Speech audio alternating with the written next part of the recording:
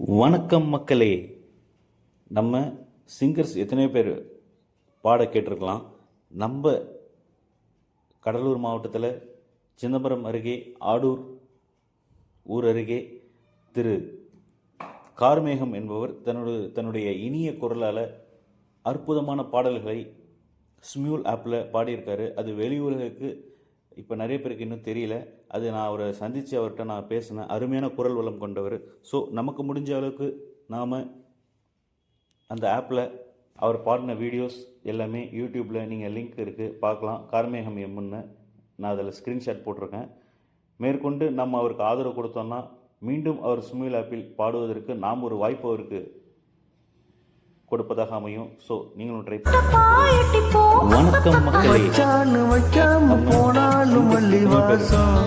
பாட கேட்கலாம்.